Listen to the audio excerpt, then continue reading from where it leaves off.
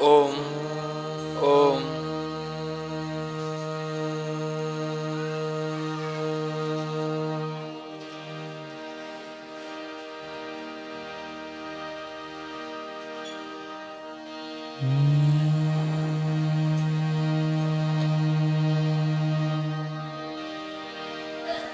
સ્વસ્તિ.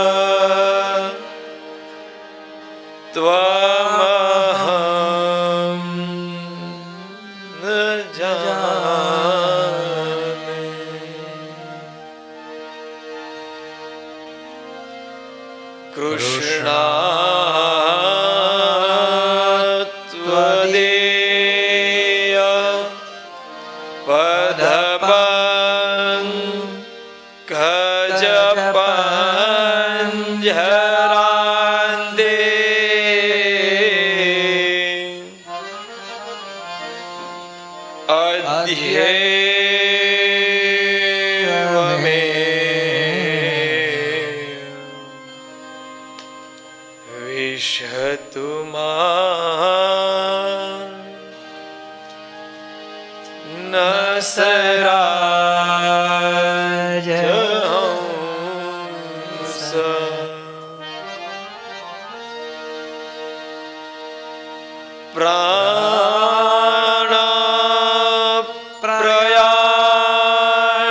સમયે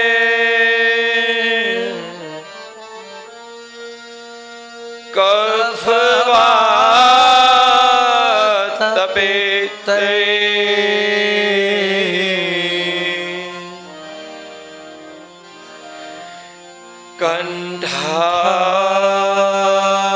કંઠાવરો ધનવિધો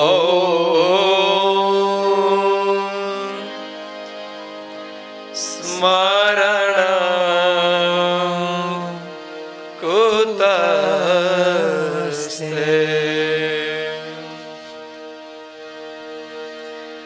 પ્રભુનંદ કુમારો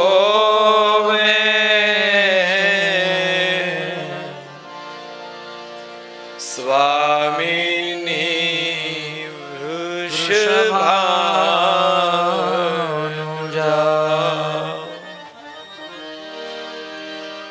કૃતાર્થોહમ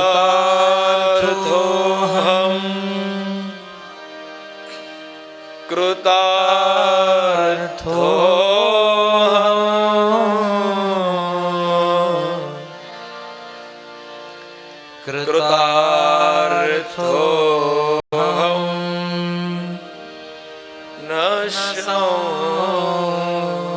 સંશય બાલકૃષ્ણ લાલ કી જય.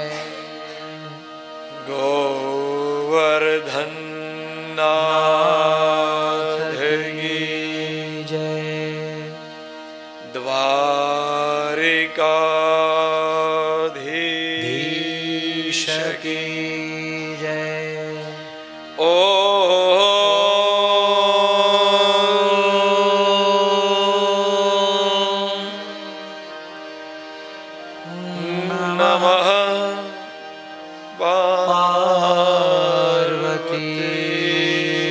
પતયે Har Har Mahadev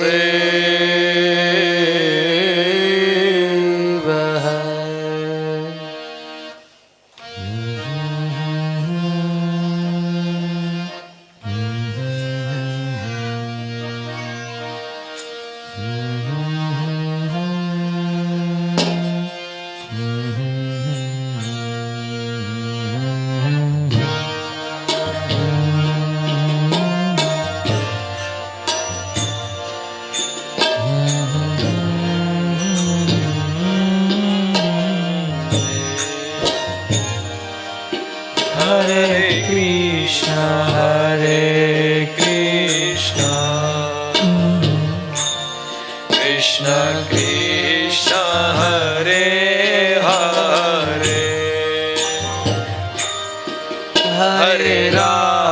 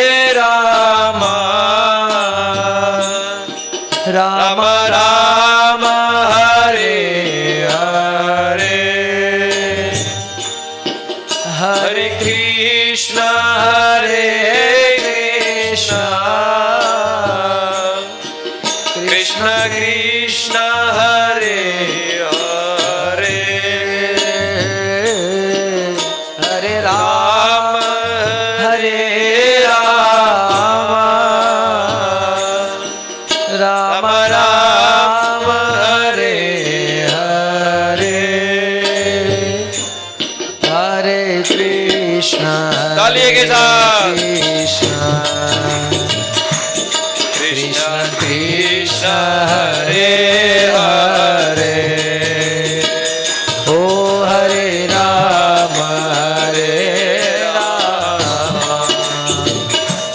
Rama Rama Hare Hare, Hare Krishna Krishna Krishna Hare Hare, Oh Hare Rama Rama Rama Hare Hare, Krishna Krishna Hare Hare,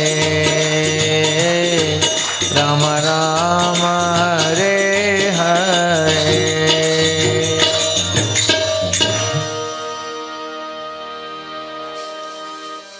Satchidananda Rupaya Visvotpatyadi Hetave Tapatraya Vinashaya Shri Krishnaya Vayam.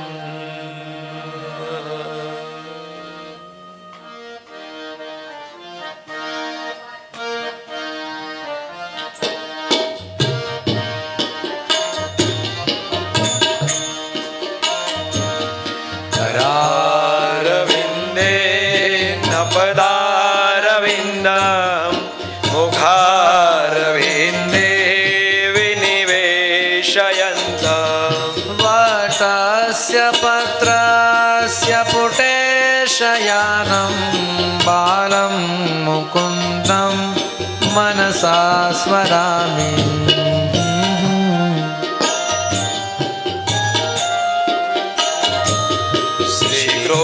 Krishna Govinda Hare Murari He Nath Narayan Vasudeva Jihave Pibasvamrutane Tadeva Govinda Damodara Madhaveti.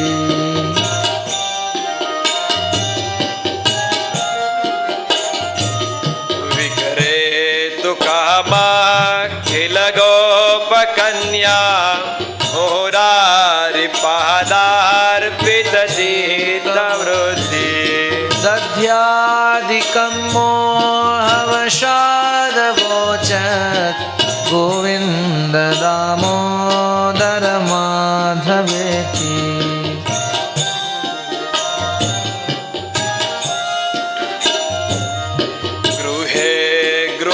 Gopavadho kadamva sarve militva samavapya yogya punyani namani pathanti nityam Govinda Damodara Madhaveti.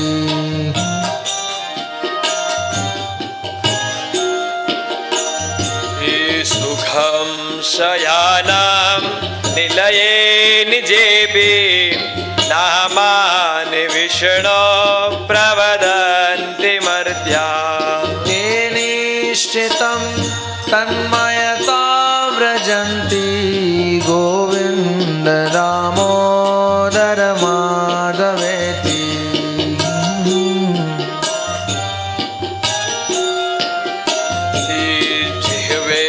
Sadevam Ajasundarani Namani Krishnasya Manoharani Samasta Bhaktarti Vinashanani Govinda Damodara Madhaveti.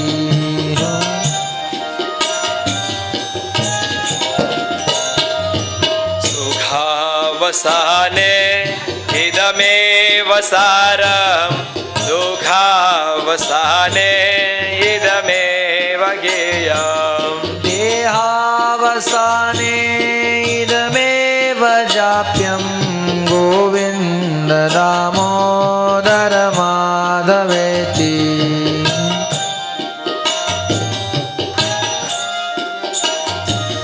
Shri Krishna Radha વર ગોકુલેશ ગોપાલ ગોવર્ધન નાથ વિષ્ણુ. જીહવે પીવસ્વામૃતમે તદેવ ગોવિંદ દામોદર માધવેતી.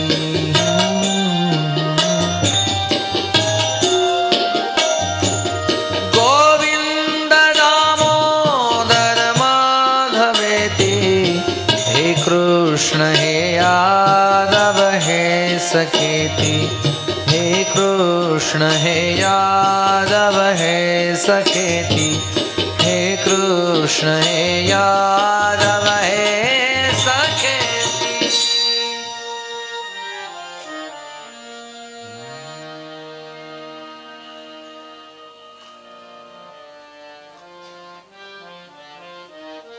વાંગમય સ્વરૂપ ભગવાન દ્વારકાધીશના ચરણોમાં વંદન. મારા માતા પિતા અને ગુરુદેવના ચરણોમાં વંદન. અત્રે બિરાજમાન વિપ્રવૃંદ અને મા સરસ્વતીના આરાધકો, તેમજ કથા મંડપની અંદર બિરાજમાન તમામ શ્રોતાજનોના હૃદય કમલમાં બિરાજતા પરમ તત્વને મારા પ્રણામ. બધાને જય શ્રી કૃષ્ણ, જય દ્વારકાધીશ, હર હર ગંગે, હર ગંગે, જય માતાજી. આજે લાગે છે ઠંડીનું પ્રમાણ વધારે હોય એવું. હે, આઈએ પરમ કૃપાળુ પરમાત્મા ભગવાન દ્વારકાધીશની અતિશય કૃપાથી અને ભગવતી આપણા કુળદેવીની અસીમ કૃપાથી દેવભૂમિ હરિદ્વારના આંગણે માં ભગવતી ગંગા મૈયાના એ ખોળામાં બેસી અને શ્રીમદ ભાગવત જ્ઞાન યજ્ઞના આજે સપ્તમ દિવસ, 7મા દિવસની કથામાં પ્રવેશ કરીએ.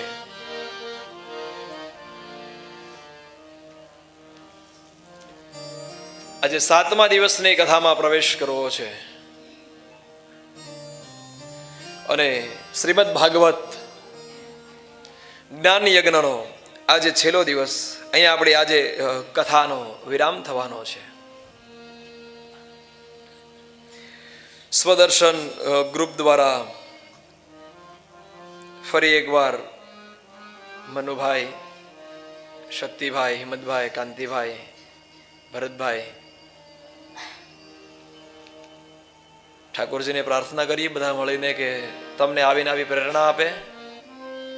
ગઈકાલે પણ મેં કીધું હતું કે ભગવાન બધી જગ્યાએ ન જઈ શકે એટલે કોઈના કોઈ રૂપમાં કોઈને કોઈ આવી શક્તિઓ દ્વારા આવું ભગીરથ કાર્ય કરાવતા રહે છે. તો તમારા હાથે આવો આ જસ અને આવું કાર્ય લખ્યું છે એટલા માટે આપણે બધા અહીંયા ભેગા થઈ અને માં ભગવતીના સાનિધ્યમાં જે કાંઈ આપણાથી જે ભક્તિ થઈ છે એ 7 દિવસ સુધી આપણે કરી છીએ. અને આવા નવા બધાના વિચાર રહીને આવીને આવી ભાગવતોનું આયોજન થતું રહે એવી ભાગવતજીને પ્રાર્થના કરીએ. કારણ કે એ 5,500 વર્ષ જૂની વાત છે ને ભગવાન જ્યારે એની લીલા સમેટવાનો સમય આવે અને એ ઉદ્ધવને સંદેશો આપે ને ઉદ્ધવ કહે કે પ્રભુ તમારા ગયા પછી આ બધાનું આ સૃષ્ટિનું શું થશે? ત્યારે ભગવાન કહે છે કે મારું જે નિસ્તેજ છે વાંગમય સ્વરૂપ ભાગવતજીમાં પધરાવું છું અને જ્યાં જ્યાં મારા ગુણ ગવાશે ને ત્યાં પ્રત્યક્ષ રૂપે હું દર્શન આપીશ. અને આ કથામાં એવી અનુભૂતિ થઈ એવું લાગે છે આપણને કે ભગવાને કોઈના કોઈ રૂપમાં અહીંયા આવ્યા હશે. કોકના કેન્સરોના રૂપમાં આવીને ભગવાને મટાડ્યા છે દવાખાનામાં જઈને. કોકને 8-8, 10-10 વર્ષથી બિલ્ડરોએ પૈસા નતા આપ્યા, તે એના પાસે જઈને કીધું ભાઈ આના પૈસા આપી દે. એ કાર્ય ભગવાને કર્યું. કોકના પાકીટ ખોવાઈ ગયા, એ કોકને મળ્યા, ભગવાને ન્યાય આવ્યા કે ભાઈ આ તારું છે લઈ જા. પરિવર્તન આવે ને, આ જગ્યાનો મહિમા છે સાહેબ. મનુભાઈ એક આપણે ભરતભાઈના ગ્રુપમાંથી એ લોકો મસૂરીની બાજુ ગયા ને, તો એક કાકા છે વડીલ, તો એમાં 5,000 રૂપિયા હતા ને એ પર્સ હતું. એક 500 રૂપિયાના વપરાણા, એટલે 450 રૂપિયા હતા, 4,500 રૂપિયા. પાકીટ ખોવાઈ ગયું એનું. એટલે આપણા આગેવાનો છે 2-3 જણા, એ બધા ભેગા થયા.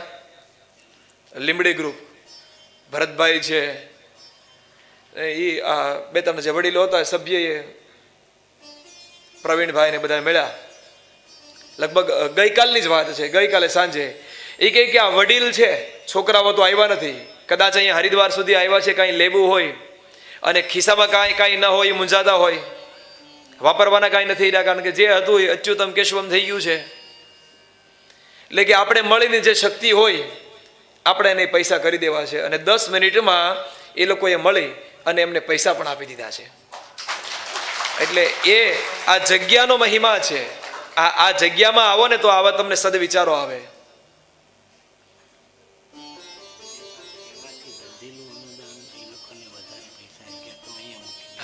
આમ બતાવો. આ વધેલું અનુદાન છે, એને જરૂર ખોવાણા એટલે આપ્યા ને, બાકી અહીંયા વ્યાસપીઠ ઉપર ઠાકોરજીને વધારાવ્યું છે. એને વધાવો, આ ગ્રુપને, ખાસ કરીને ભરતભાઈને વધાવો. તમને બધાને લઈ આવી અને આ યાત્રા કરાવી છે મનુભાઈ.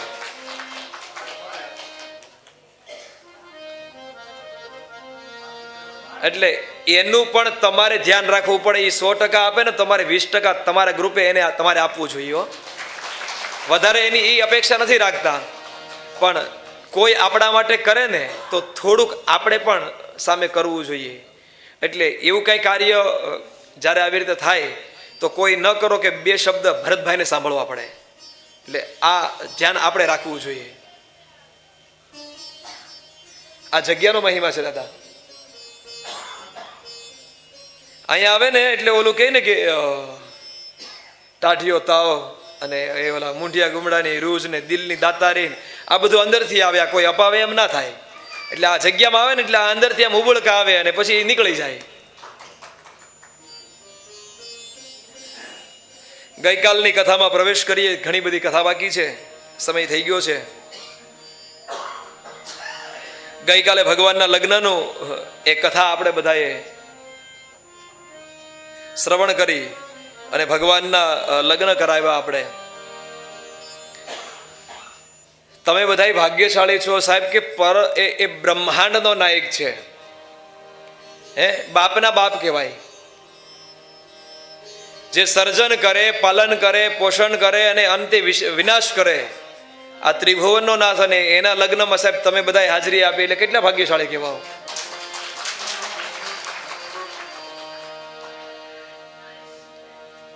અને આપણે પણ બધા ધર્મની અંદર તમને ખબર છે કે 4 ફેરાવો હોય છે. ધર્મ, અર્થ, કામ અને મોક્ષ. આ 4 ફેરાવો હોય છે. આ લગ્ન એક પવિત્ર સંબંધ છે,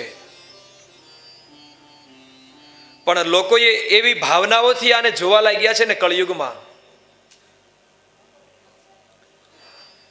એ લગ્નના ગ્રંથિમાં જે વ્યક્તિ બંધાણા હોય ને, એટલે સ્ત્રી પેલા એમ કહે છે કે ધર્મ, પતિને કહે છે કે તું આગળ રહે, તું જે ધર્મ કરીશ, જે કર્મ કરીશ ને એમાં હું તારી સાથે છું, પણ તું આગળ રહે. ધર્મમાં એના પતિને આગળ રાખે છે. પછી તો કે અર્થ, આ બધી વ્યવસ્થાઓ કરવાની છે, પાલન પોષણ કરવાનું છે, એમાં પણ તું આગળ રહે. કામ, આ ક્રિયાઓ કરવાની છે, સૃષ્ટિનું નિર્માણ કરવાનું છે, એમાં પણ તું આગળ રહે. અને છેલ્લો ફેરો આવે છે મોક્ષ. તો ત્યારે એમ કહે છે કે હું તારા નામની ચૂંદડી ઓઢીને જવા માટે હું પેલા જઈશ. એટલે ત્યારે એ સ્ત્રી એ આગળ થઈ જાય છે. આ આવી આપણી સંસ્કૃતિ છે. એ કાલે આપણે ભગવાનના લગ્ન જોયા.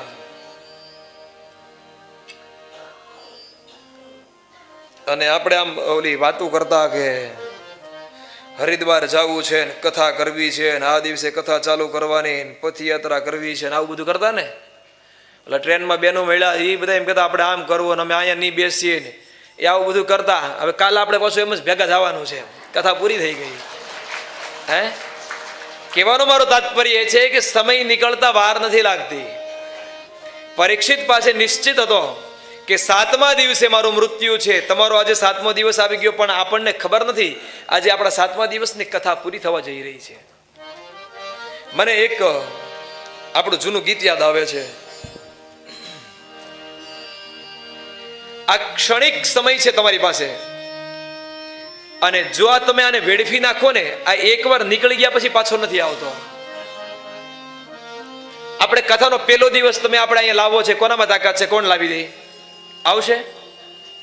એ ન જ આવે, નીકળી ગયો છે, હાથમાંથી જતો રહ્યો છે. ઓલું કે ને કે આમ વીજળીનો ચમકારો થાય ને ત્યાં મોતીડા પરોવાઈ જાય એટલો સમય છે તમારી પાસે. એ સમયમાં જો કાંઈક થઈ જાય ને તો તમારો ઉદ્ધાર થઈ જાય. વીજળીને ચમકારે મોતીડા પરો પાનબાઈ, અચાનક અંધારા થાશે. વીજળીને ચમકારે મોતીડા પરો પાનબાઈ, અચાનક અંધારા થાશે. જોત રે જોતામાં દિવસો વયા ગયા રે પાનબાઈ, 21,600 કાળ ખાશે. વીજળીને ચમકારે મોતીડા પરો પાનબાઈ, અચાનક અંધારા થાશે. અચાનક અંધારા થાશે. અચાનક અંધારા થાશે. આપણી પાસે સાહેબ એટલો જ સમય છે. આ બાજુ ભગવાનના દિવ્ય લગ્નની કથા બતાવી છે. ભગવાને એ રૂક્ષ્મણીનું હરણ કરી ભગવાને એની સાથે લગ્ન કર્યા છે. સુખદેવજી મહારાજ રાજા પરીક્ષિતને કહે છે કે પ્રભુ, સત્યાજીતની એ યાદવની પુત્રી, એના પછી ભગવાનનું સત્યભામાની સાથે લગ્ન થયું છે. જાંબુવંતની પુત્રી જાંબુવંતીની સાથે ભગવાનના લગ્ન થયા છે. સૂર્યતનયા કાલિંદીની સાથે ભગવાનના લગ્ન થયા છે. સત્યા, ભદ્રા, લક્ષ્મણા અને મિત્રો વૃંદા આમ કરી અને ભગવાને એ 8 પટરાણીઓની સાથે લગ્ન કર્યા છે.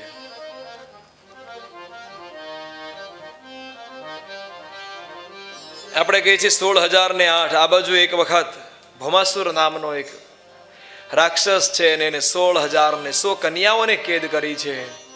ભગવાનને સમાચાર મળ્યા અને એ સમયે ભગવાને એની સાથે યુદ્ધ કરી, એને મારી અને ત્યાંથી આ બધી જે કન્યાઓ જે હતી એને છોડાવી. કન્યા કહે છે કે પ્રભુ, હવે અમારા સાથે કોણ લગ્ન કરે? ત્યારે ભગવાને એમની સાથે પણ લગ્ન કર્યા છે. આમ કરી અને 16,108 આવો ભગવાન દ્વારકાધીશનો પરિવાર છે. માત્ર લગ્ન કર્યા એવું નહીં, ભગવાને બધા જ જેટલી 16,108 જે હતા એ બધાની સાથે અલગ અલગ સ્વરૂપમાં રહ્યા છે.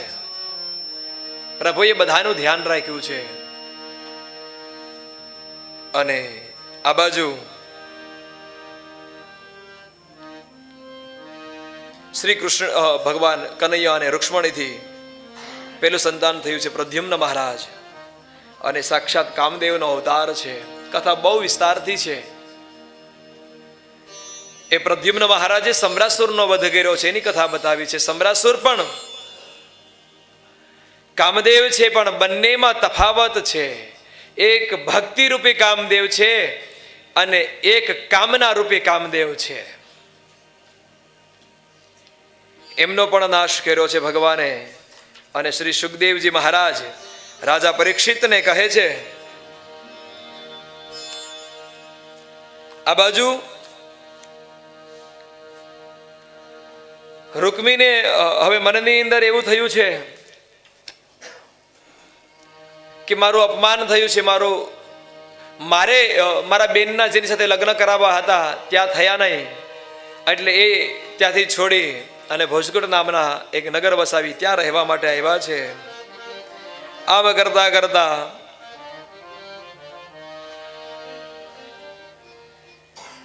આ પરંપરા ચાલી આવી છે. આ બાજુ ભગવાનના પુત્ર છે પ્રદ્યુમ્ન મહારાજ, અને એણે રૂકમીની પુત્રીનું અપહરણ કર્યું છે.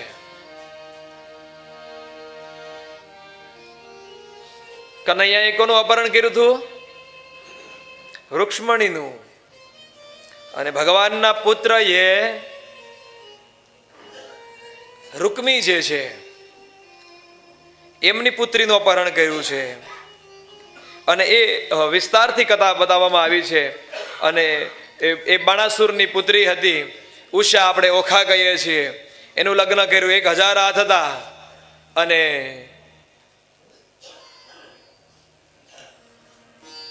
આ બાજુ એ અનિરુદ્ધ મહારાજને જ્યારે એ પ્રદ્યુમ્નને જ્યારે પકડી લેવામાં આવે, કેદ કરવામાં આવે અને ભગવાન ત્યાં આવે છે, ભગવાને બાણાસુરની સાથે યુદ્ધ કરી એના 996 હાથને કાપી નાખ્યા છે, માત્ર 4 ભુજાઓ રાખી છે. એ કથા બતાવી છે.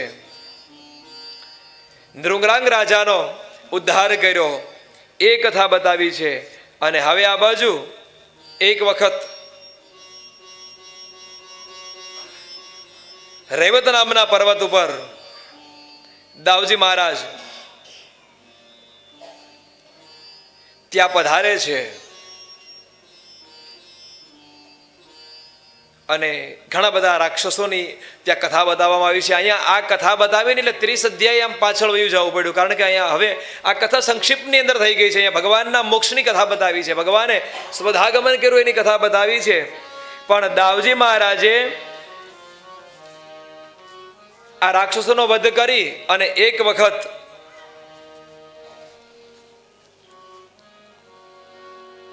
ભગવાન દ્વારકાધીશ અને બલભદ્ર બંને બેઠા છે. અને ત્યારે કનૈયો કહે છે કે ભાઈ, આપણે જ્યારથી રાજા થયા છીએ અને જ્યારથી ગોકુળને છોડ્યું છે ત્યાર પછી આપણે ક્યારેય ગોકુળમાં ગયા નથી. તો તમે એક કામ કરો, જાઓ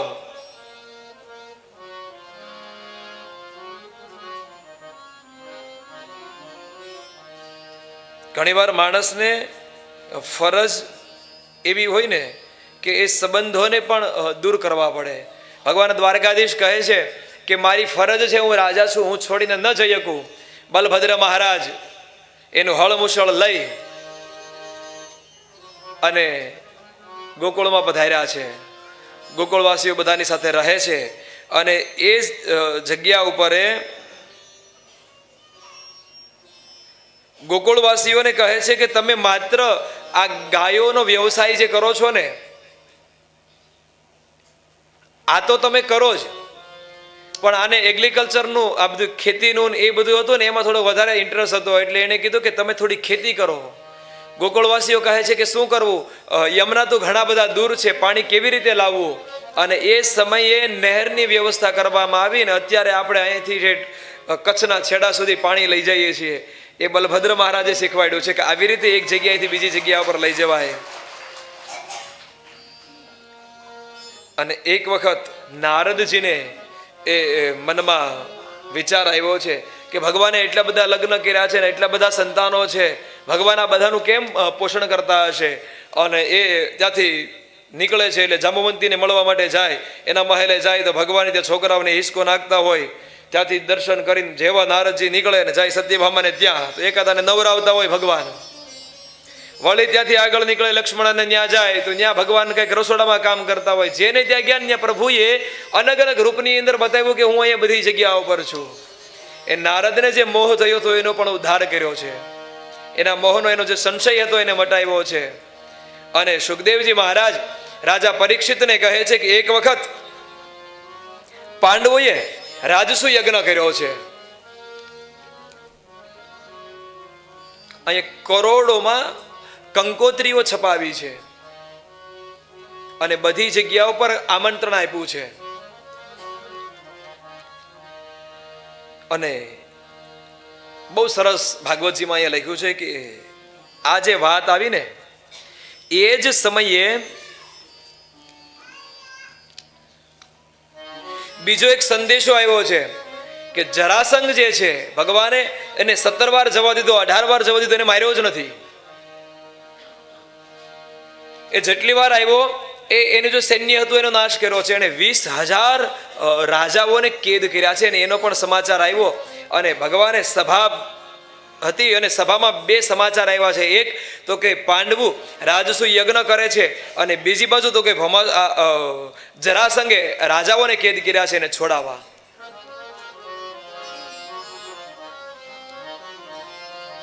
ભગવાને ઉદ્ધવને ઉભા કર્યા છે. વિચાર કરો કે આ એનો પરિવાર બધો બેઠો છે પણ ઉદ્ધવને ઉભા કર્યા અને ઉદ્ધવને પ્રશ્ન પૂછે છે.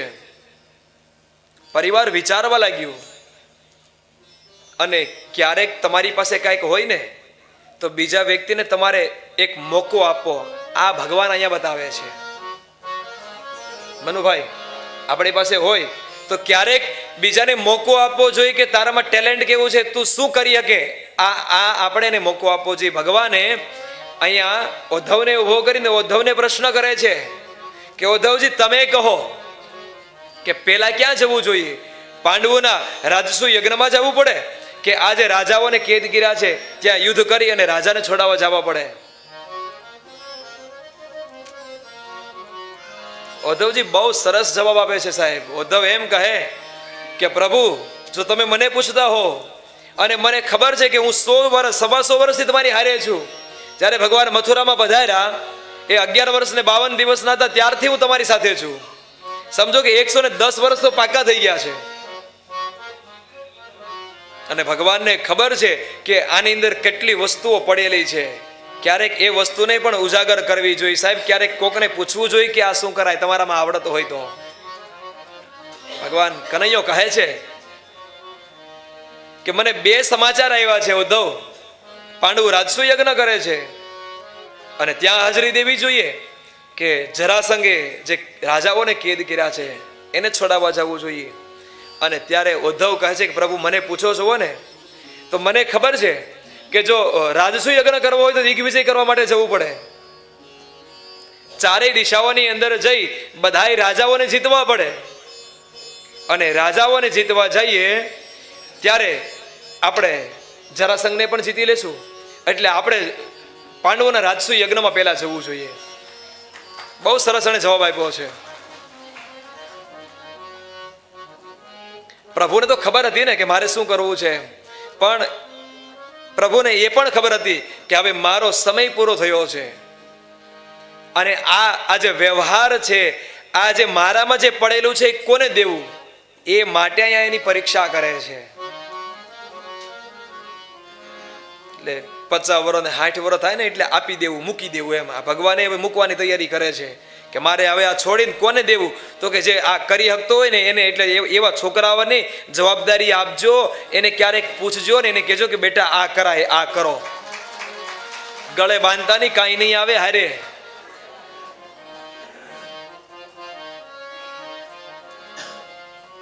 એટલે ઠાકોરજી હવે તૈયાર થયા છે અને ભગવાન આવ્યા છે અહીંયા પાંડવોના રાજસુ યજ્ઞમાં. ચારેય ભાઈઓને રાજસુ યજ્ઞ માટે મોકલ્યા છે, દિગ્વિજય કરવા માટે. આ બાજુ બધાને અલગ અલગ કામ સોંપવામાં આવી દીધું છે, બધાએ વ્યવસ્થાઓ સંભાળી છે. પણ સમાચાર મળ્યા કે જરાસંઘ જીતાણો નથી. ભગવાનને ખબર પડે છે. એટલે કનૈયાએ ભીમસેન અને અર્જુનને બંનેને તૈયાર કરી અને કીધું કે હવે એમને જીતવા માટે અમે જઈએ છીએ. અને જરાસંઘનો નિયમ હતો કે સવારમાં જે યાચકો માગવા માટે આવે ને જે માગે ને એ બધી વસ્તુ એને આપતો હતો. ત્રણેય સાધુનો વેશ લીધો છે અને યાચકના રૂપમાં લાઈનમાં ઉભા છે. વારો આવ્યો અને કીધું માગો એટલે કીધું યુદ્ધ.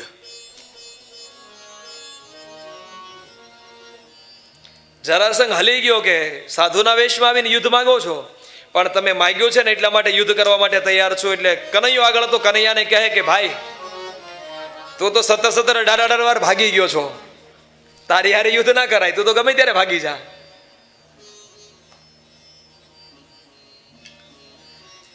અને અર્જુનને કહે છે કે અર્જુન મારા કરતા તું મોટો છો, હું મોટા સાથે યુદ્ધ ન કરું.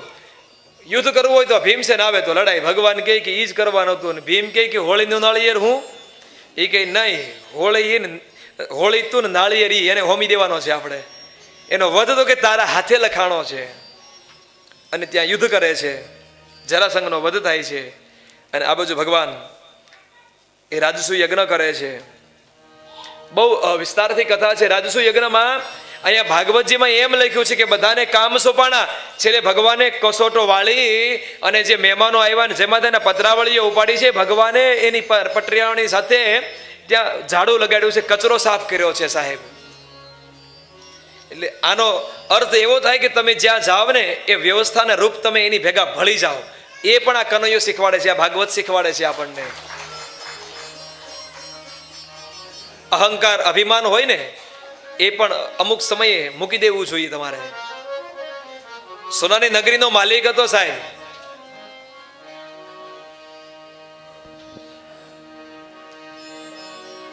અને આ બાજુ તૈયારીઓ બધી થઈ અને પાંડવોને બધા વિચાર કરે કે હવે આપણે પૂજા કોની કરવી. પહેલા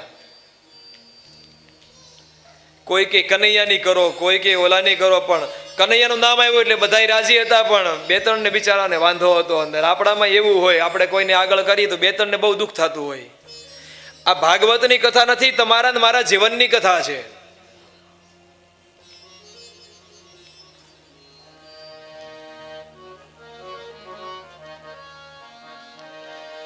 કનૈયાનું નામ આવ્યું એટલે શિશુપાલ થી રેવાણું નહીં. શિશુપાલ કહે કે આ હરણ કરી ગયો તો જ્યાં આવે ત્યાં આ લોકો આવું જ કરે છે. આજે તો કે પછી કનૈયાની પેલા પૂજા કરો. અને જેમ આવે મનમાં બોલવાનું ચાલુ કર્યું છે. એટલે બધા એને ખીજાય છે.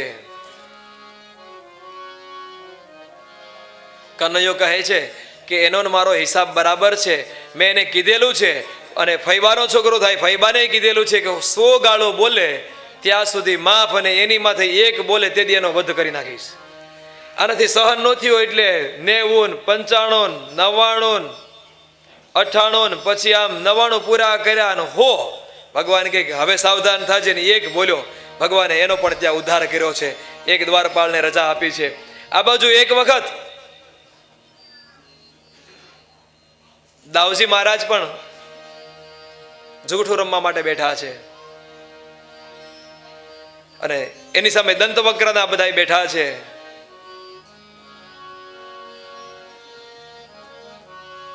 સોના મહોરોની બાજી લગાવી છે. દાઉજી મહારાજને આવડતું નથી, પણ તમે જુઓ જેને આવડતું ન હોય પણ એનો સમય સારો હોય ને એ ઊંધું નાખે તો એનું ચતું પડે.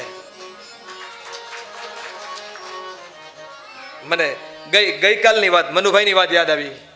મેં કાલે વાત કરી ને કે આ ભાઈના ઓલા 10 વર્ષથી બિલ્ડરે ભાડું નહોતું આપ્યું. 28 લાખ રૂપિયા જેવા બાકી હતા. અને આ ભાગવતજીએ કૃપા કરી તો ભાગવતજીની કૃપાથી 15-16 લાખ રૂપિયા કાલે એના આવી ગયા એમ. એટલે ત્યારે મનુભાઈ બોલ્યા કે જે દિવસથી હું આની સેવામાં લાગ્યો છું ને મને કરોડો રૂપિયાની લોટરી લાગી છે. એ આ ઠાકોરજીની કૃપા છે સાહેબ. એની સેવામાં રહ્યો તો તમારું કાર્ય થાય. ભગવાનને આવડતું નથી પણ એનો સમય એને સાથ આપતો હતો. જેટલી વાર સામેવાળા જે મૂકે, બલભદ્ર જીતવા મીણ્યા છે, દંતવક્રથી રહેવાનું નહીં, અને જેમ ફાવે એમ બોલાવા મીણ્યા.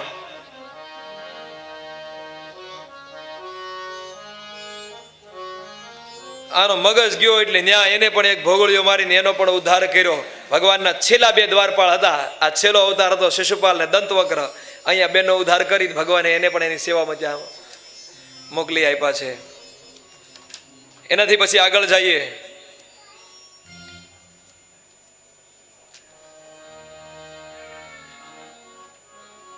હવે આપણે સુદામા ચરિત્ર તરફ જવું છે. સુદામાને કહીએ કે તમે હવે આમ બધું તૈયારી કરજો. નથી આવ્યા? હા, તો હવે તૈયારી કરો. આપણે સુદામાને પોરબંદર સુધી ભગવાનને મળવા મોકલવાના છે આજની કથામાં. હું તો આગળ ડાયરેક્ટ સુદામાને લઈને આવતો હતો. થઈ જાય ત્યાં સુધીમાં બનવાના છે. હા પ્રભુ, અમે એક નાની એવી એક કથા છે એ પૂરી કરી અને એકાદો રાઉન્ડ આ લોકોને છેલ્લી દિવસ આજ રમાડી દઈએ. બરાબર ને મનુભાઈ? પણ એમ નથી રમાડવા કાંઈ અમારે. તમે મારી વાત કોઈ માનતા નથી, હું રમાડવા?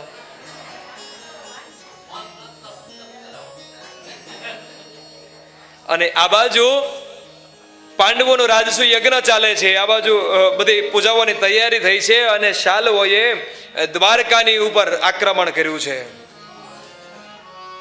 આ બાજુ કૃષ્ણને હાથે શિશુપાલને મરાયો છે અને પાંડવોના રાજસુ યજ્ઞની અંદર ખબર પડી કે શિશુપાલને મારવામાં આવ્યો છે અને શાલ્વોએ દ્વારકાની ઉપર આક્રમણ કરી દીધું છે. અને એ સમયે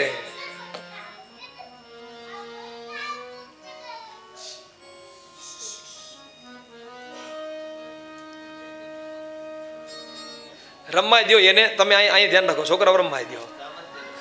હા, બાળકો કહેવાય, એમાં પ્રભુ છે, એને રમવા દો. મને એ બાળકોને ડિસ્ટર્બ નથી થતી, તમારી થાય છે. બાળકો ભલે રમે. અને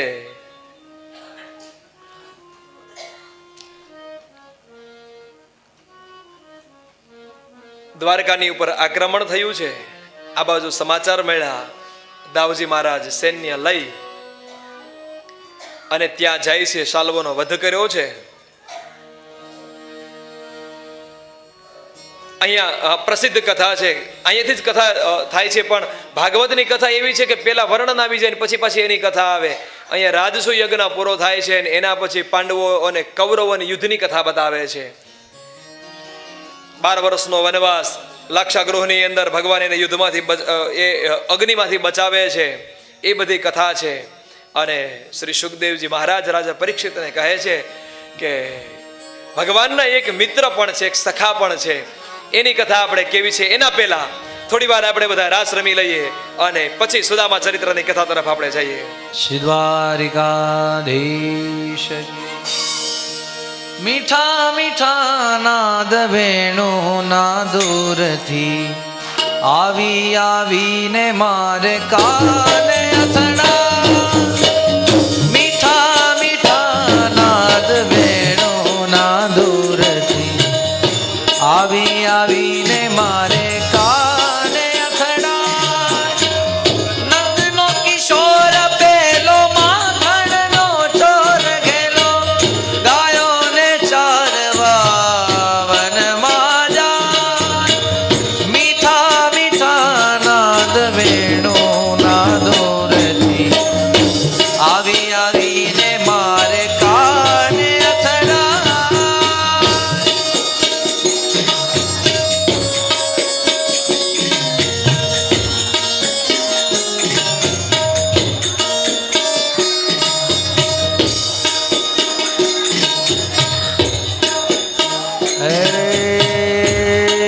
જીવણજી ઓ જીવણજી હે જીવણજી નહીં રે જવા દઉં આજ વનમાં રાતલડી રોકું રે જીવણજી.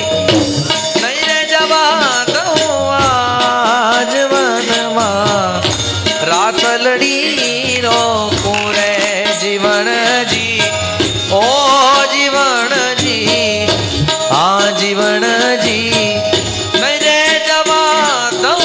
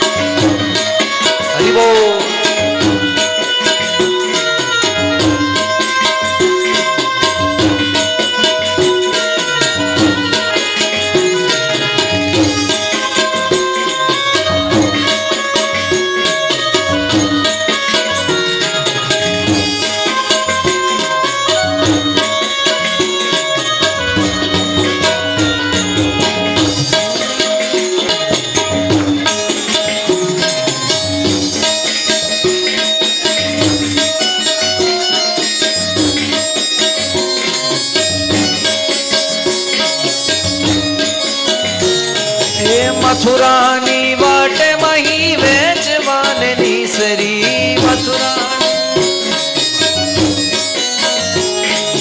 નટખટ એ નંદ કિશોર માંગે છે દાણજી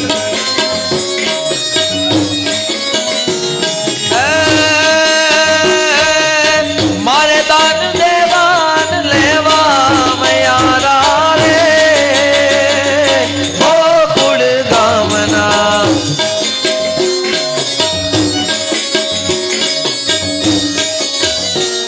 એ અમે મયારા રે ગોકુળ ગામના જય હો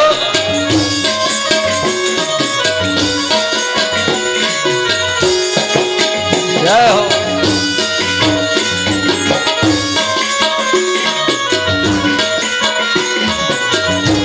હે આજ વગડાઓ વગડા મોરુડા શરણાયું નેડો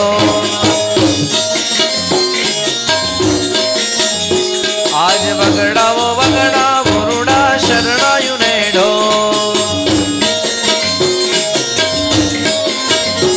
રૂડા શરણાયું ને ઢોલ નગારા શરણાયું ને ઢોલ શરણાયું આજ વગડાઓ વગડા મોરુડા શરણાયું ને ઢોલ હે આજ વગડાઓ વગડા મોરુડા શરણાયું ને ઢોલ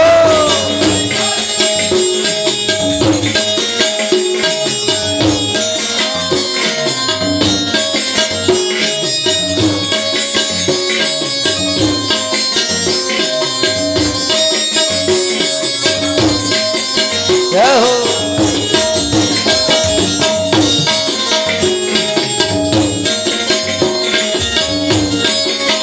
હાલો હાલો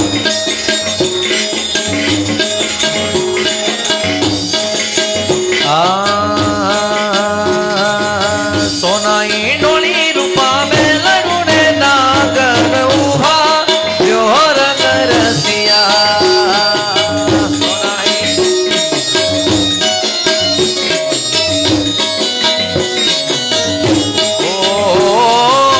પાણી ના ગઈ તી તળાવ રે નાગર ઉભા વ્યોર રસિયા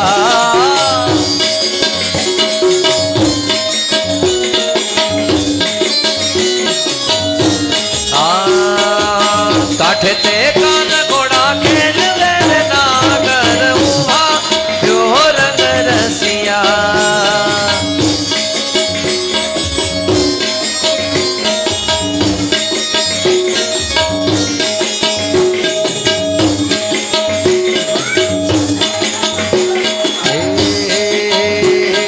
દ્વારિકાનો નાથ મારો રાજા રણ છોડ છે એણે મને માયા લગાડી રે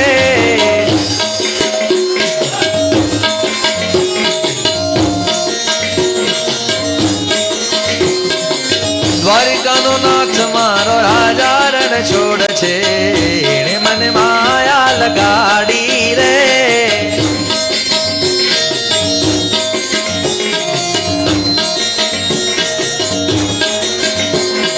એને મને માયા લગાડી મારા વાલા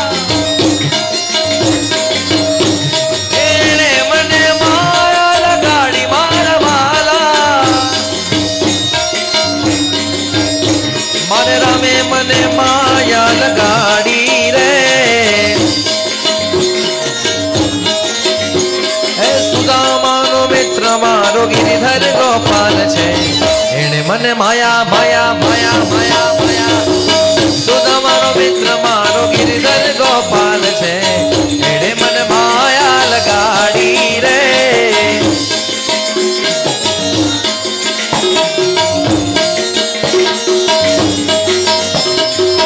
જય હો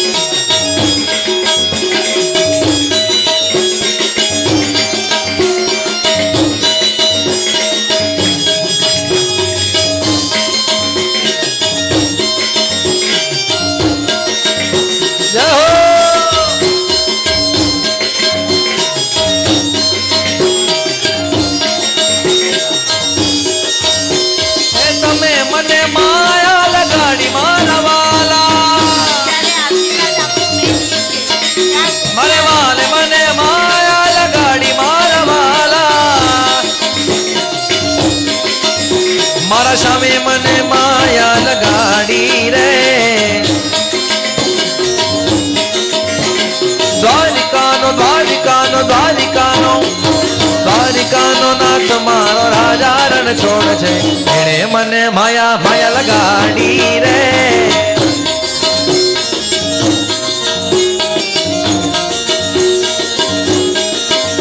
હે દ્વારિકાનો નાથ મારો રાજા રણ છોડ છે એણે મને માયા લગાડી લગાડી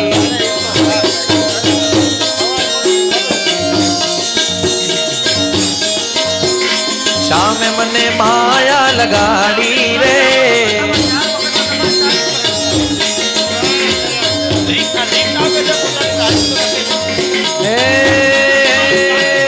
કાનુડો માંગ્યો દેને રે જશોદા મૈયા કાનુડો માંગ્યો દેને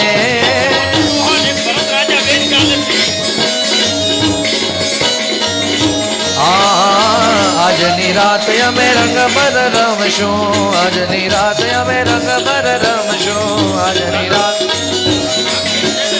પ્રભાતે પાછો વાળી લેને રે જશોદા મૈયા કાનુડો માંગ્યો દેને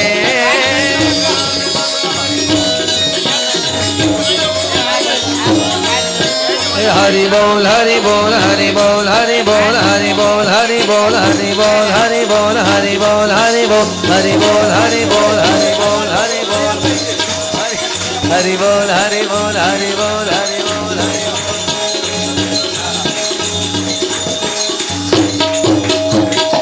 વિઠ્ઠલ વિઠ્ઠલ વિઠ્ઠલા હરિ ઓમ વિઠ્ઠલા હે વિઠ્ઠલ વિઠ્ઠલ વિઠ્ઠલા હરિ ઓમ વિઠ્ઠલા એ કોણે કોણે દીઠેલા હરિ ઓમ વિઠ્ઠલા એ સુદામાએ દીઠેલા હરિ ઓમ વિઠ્ઠલા હે વિઠ્ઠલ વિઠ્ઠલ વિઠ્ઠલા હરિ ઓમ વિઠ્ઠલા એ જૂનાગઢમાં આવેલા હરિ ઓમ વિઠ્ઠલા એ જૂનાગઢમાં આવેલા હરિ ઓમ વિઠ્ઠલા નરસિંહ મહેતાએ દીઠેલા હરિ ઓમ વિઠ્ઠલા હે વિઠ્ઠલ વિઠ્ઠલ વિઠ્ઠલા હરિ ઓમ વિઠ્ઠલા મારા દ્વારિકાના નાથ તમને ખમ્મા રે ખમ્મા હે ખમ્મા રે ખમ્મા તને ઘણી રે ખમ્મા મારા દ્વારિકાના નાથ તમને ખમ્મા રે ખમ્મા માળા વૈજંતી ને ખમ્મા માળા વૈજંતી મુકુટ મોર પીછ ને ખમ્મા હે રાજ રૂપાળા શ્રીંગાર તારા ખમ્મા રે ખમ્મા હે બેટ દ્વારિકા ને ખમ્મા વીર ગોમતીજી ને ખમ્મા હે આવે ભક્તો રે ભરપૂર તારા ખમ્મા રે ખમ્મા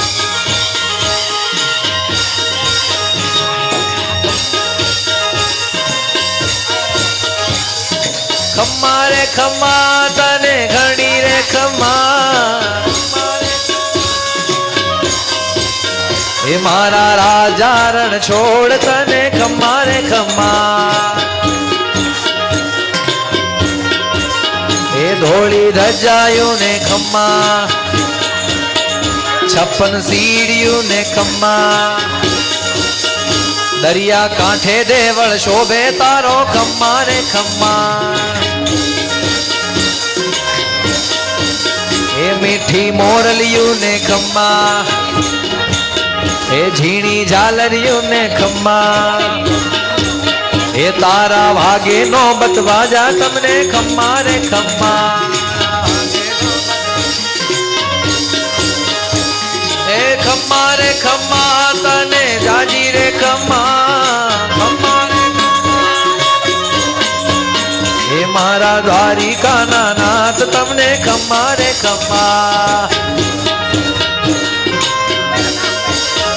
જય હો. હા.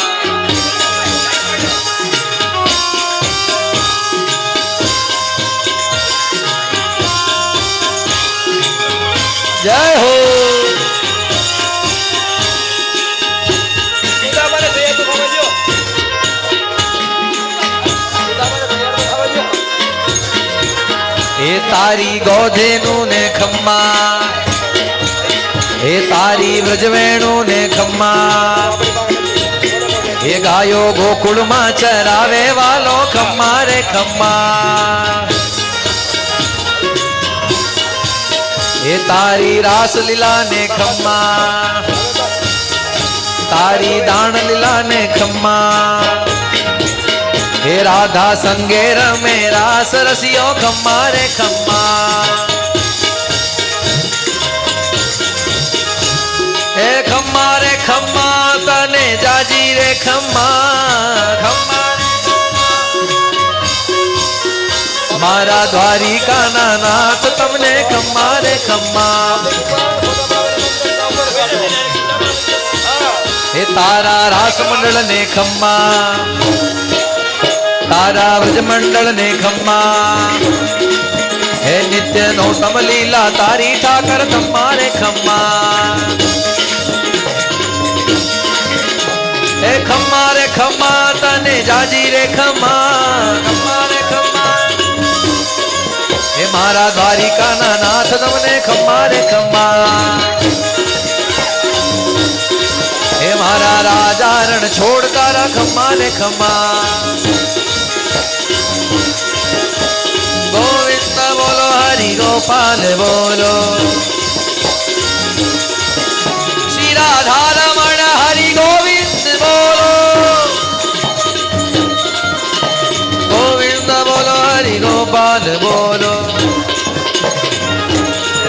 રાજા રામ રામ રામ સીતા રામ રામ રામ, રાજા રામ રામ રામ સીતા રામ રામ રામ.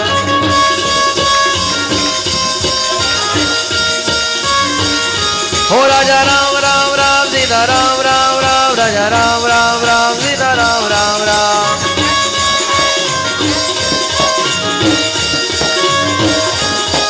રાજા રામ સીતા રામ, રાજા રામ સીતા રામ, રાજા રામ સીતા રામ, રાજા રામ સીતા રામ, રાજા રામ સીતા રામ, રાજા રામ સીતા રામ, રાજા રામ સીતા રામ, રાજા રામ સીતા રામ, રાજા રામ. કૃષ્ણ કનૈયા લાલ.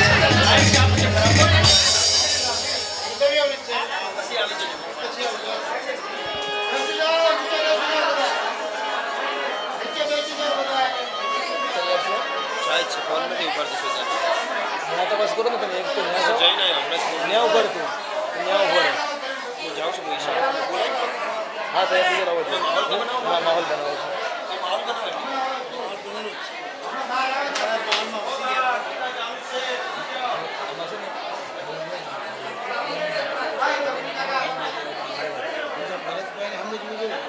સ્ટેજ છે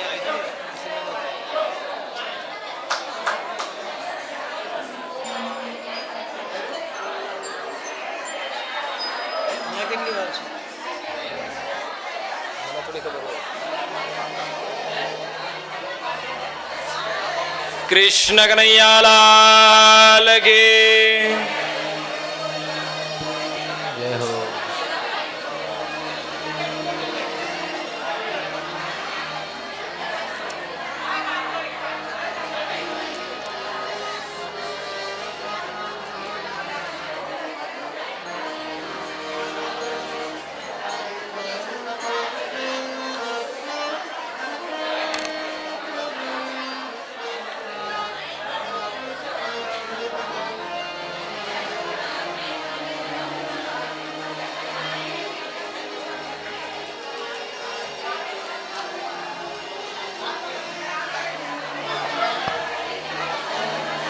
હજી કથાનો વિરામ નથી પડ્યો તો બધા વાતો કરવા બંધ કરી દો. બધાને નમ્ર વિનંતી છે, વાતો બંધ કરી દો. સુખદેવજી મહારાજ રાજા પરીક્ષિતને કહે છે પાંડવોએ જ્યારે વનવાસ પૂરો કર્યો,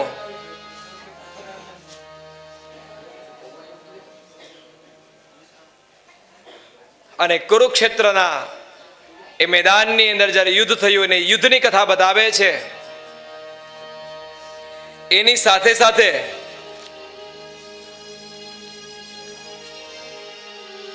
ભગવાને જ્યારે કૃષ્ણ અને જાંબુવંતીથી જે ઉત્પન્ન થયેલું સંતાન છે એનું નામ છે સાંબ, અને એક વખત દુર્યોધનની પુત્રીનો સ્વયંવર રચાણો છે, અને એમાંથી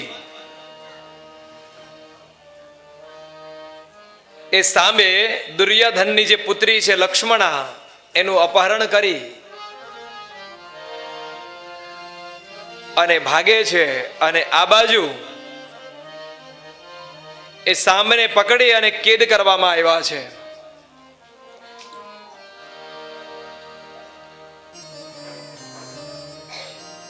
દ્વારકાની અંદર સમાચાર મળ્યા છે એટલે બલભદ્ર બલરામ એ તૈયાર થયા છે. કૃષ્ણ ભગવાન એને કહે છે કે તમે સૈન્યની સાથે જાઓ, તમારે યુદ્ધ કરવું પડશે. પણ બલભદ્ર મનમાં કહે છે કે બધી જગ્યા પર યુદ્ધ ના હોય ને, બધી જગ્યાએ તારી વાત ના માનાય, તારી બધી જગ્યા પર તારી વાત ન માનીએ અમે. કારણ કે બલભદ્રને ખબર છે કે દુર્યોધન એ જે ગદાઓનું જ્યારે યુદ્ધ કરવાનું હોય એ બલભદ્રની પાસેથી શીખ્યા છે, એટલે બલભદ્ર એના ગુરુ છે.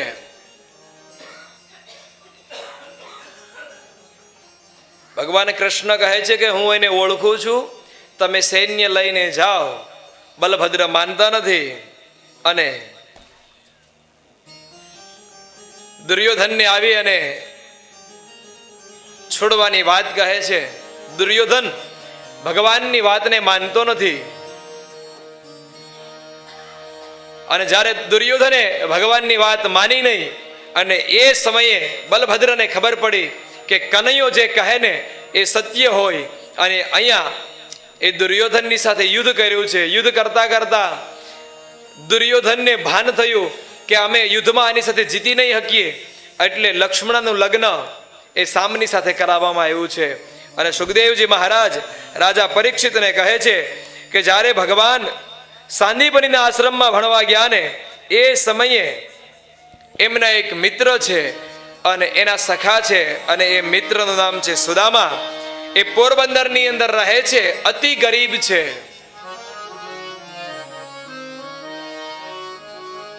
યાચક વ્રત છે, માંગવાનો નિયમ છે કે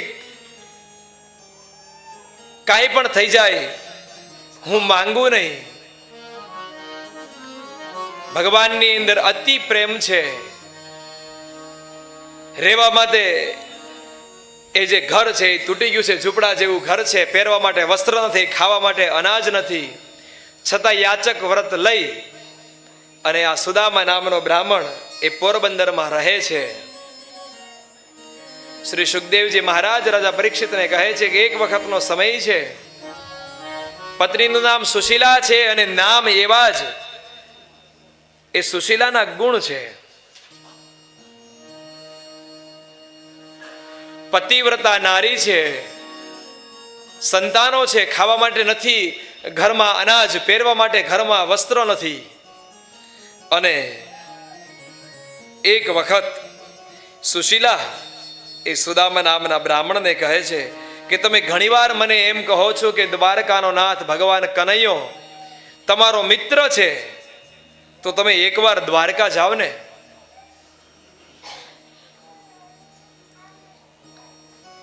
પણ સુદામા છે ને એ મનમાં વિચાર કરે કે સાહેબ એ તો દ્વારકાનો રાજા છે, અને મારે તો પહેરવા માટે વસ્ત્ર પણ નથી, મને કેમ દ્વારકા જવું? અને સ્વાભાવિક વાત છે કે આપણે કોઈના ઘરે જઈએ તો કોઈના છોકરા માટે કંઈક વસ્તુ લઈને જતા હોઈએ. આપણે આપણા છોકરાને આપવા માટે નથી તો એના છોકરા માટે શું લઈ જવું?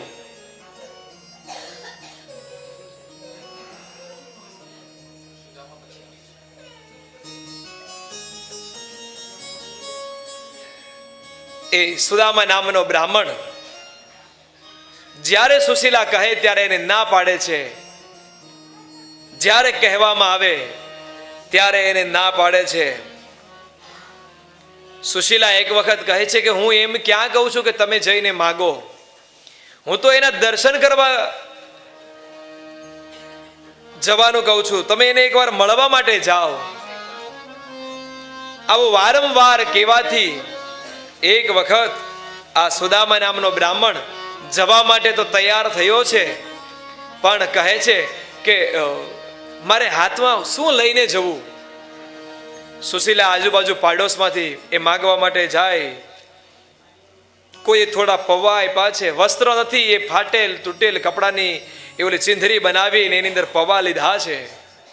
આ દુબળો પાતળો દેહ છે, એ ફાટલી તૂટલી એક પોતડી પહેરી છે.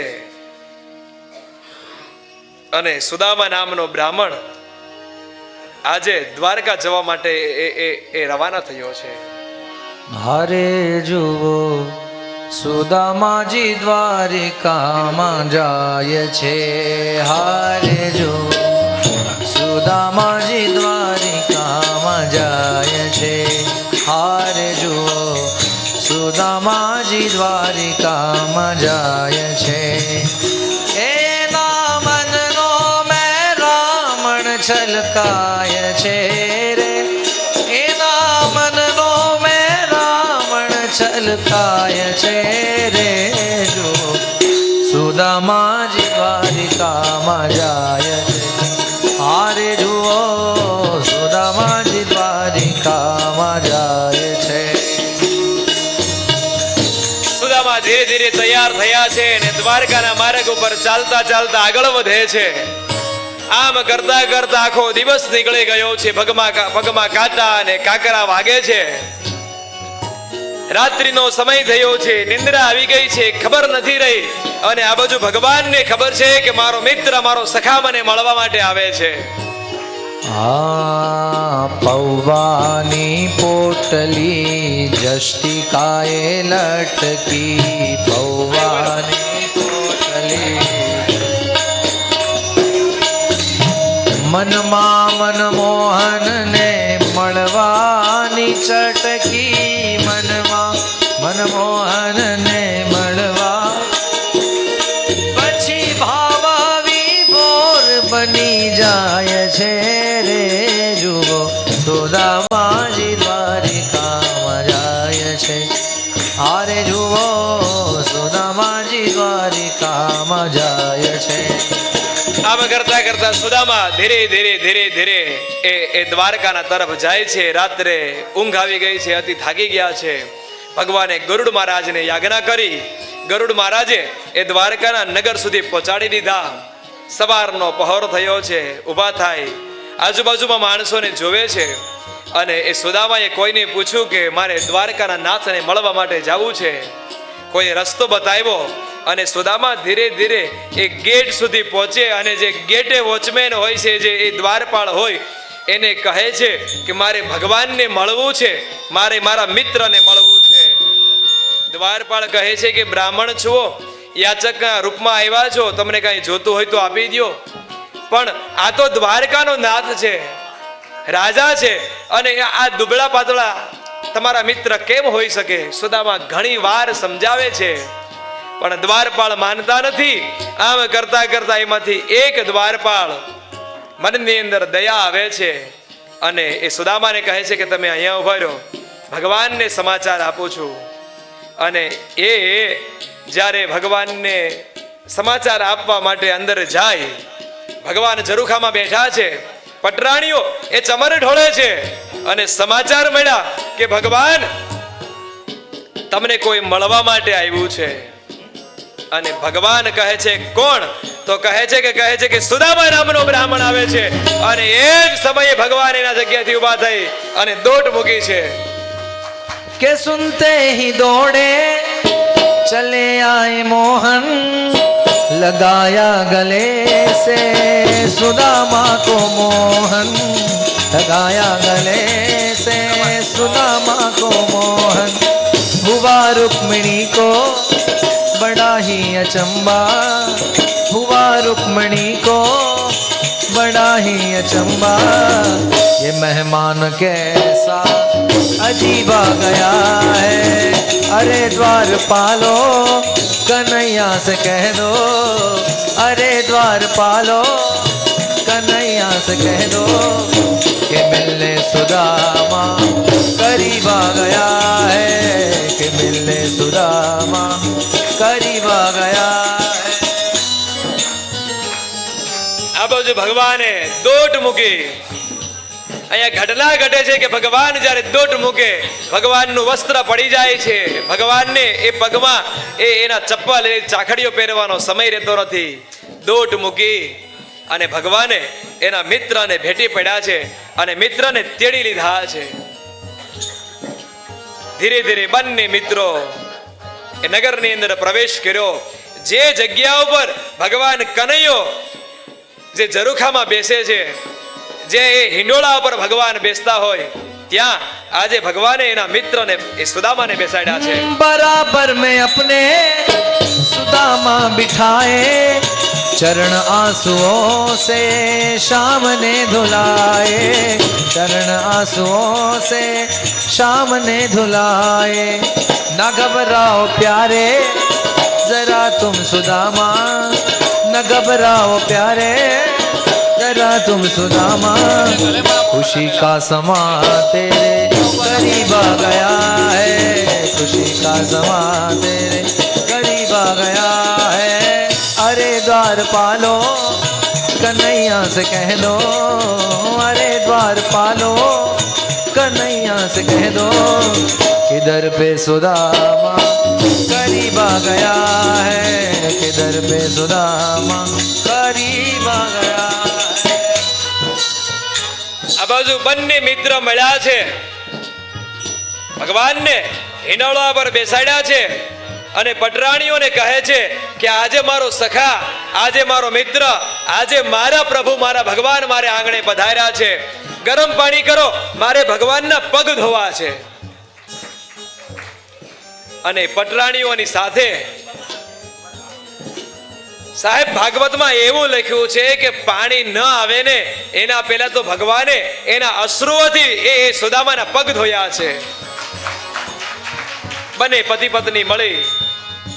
અહીંયા તો ભગવાનને 16,108 છે, પણ 8 પટરાણીઓની સાથે ભગવાન કનૈયાએ એ સુદામાના પગ ધોયા છે. ભગવાને સુદામાની પૂજા કરી છે.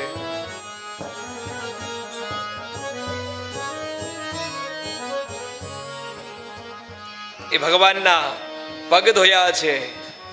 ભગવાનના જે જે ચરણની અંદર જે રજ હતી, કાંટા હતા, કાકરાઓ હતા, એ ભગવાન કનૈયો કાઢવા માંડ્યો છે. સાહેબ આજે દ્વારકાનો નાથ, દ્વારકાનો રાજા, એના આંગણે એક એનો મિત્ર બ્રાહ્મણ સાહેબ આવે છે. રૂક્ષ્મણીની સાથે ભગવાને કનૈયાના પગ ધોયા છે, કાંટા અને કાકરા કાઢ્યા છે. 8 પટરાણીઓની સાથે એ પગ ધોયેલું જે જળ છે એની પ્રસાદી લહે છે અને એ જે શરણમાં રહેલું જે પાણી હતું, શરણોદક હતું, એનું આચમન કર્યું છે.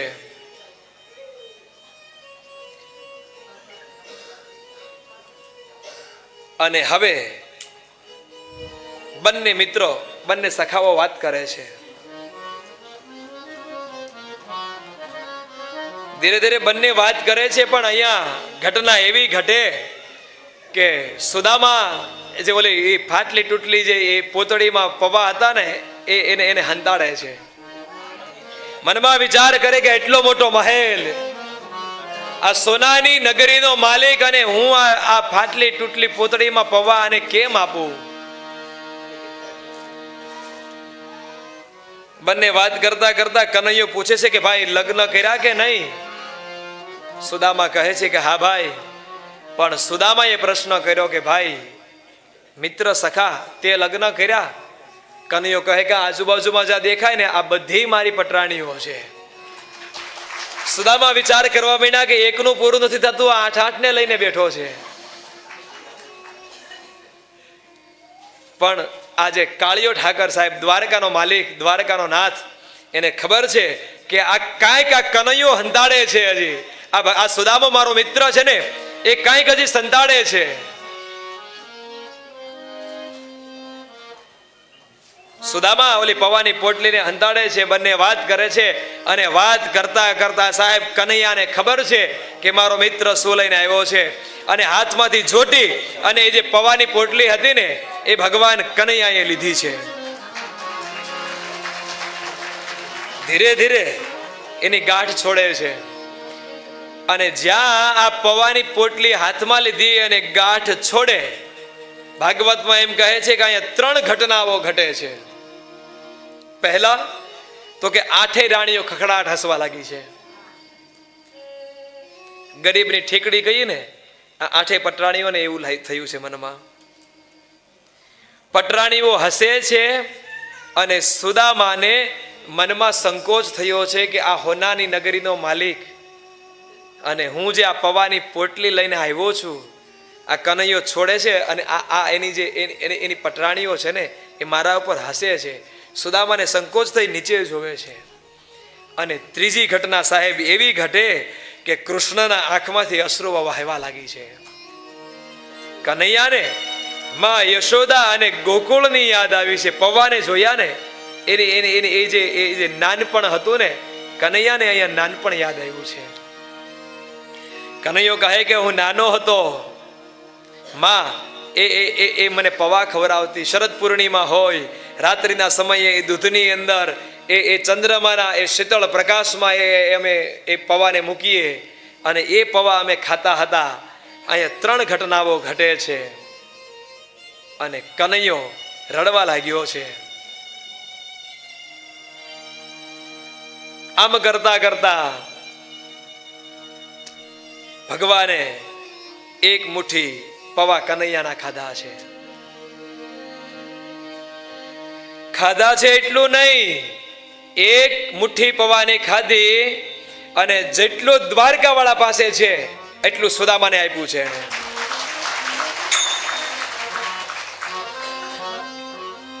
બીજી મુઠ્ઠી ભરી અને ખાધી, જેટલું દ્વારકામાં છે ને એના કરતા ડબલ સુદામાને આપી દીધું છે. અને ત્રીજી મુઠ્ઠી ખાવા જાય ત્યાં તો સાહેબ આમ પટરાણીએ હાથ પકડી લીધો, ભગવાન અમને એની સેવામાં નહીં મોકલો, તમારી પાસે રહેવા દો. સાહેબ એ પટરાણીઓને પણ દેવા માટે રાજી થઈ ગયો તો એ મારો કનૈયો છે. સાહેબ પટરાણીએ ના પાડી, પ્રભુ અમને તો રહેવા દો. હે એટલો અહીંયા મિત્ર ભાવ બતાવ્યો છે. અને પછી ભગવાન થોડા સમય સુધી અહીંયા રોકાણા છે. સુદામો થોડા સમય સુધી રોકાણો છે. સુદામાને સવારે નિત્ય સવારે એ પિતાંબર આપવામાં આવે. નવા નવા ભગવાન પિતાંબર પહેરે છે. પણ સુદામાને મનમાં ઉપાધિ થાય છે.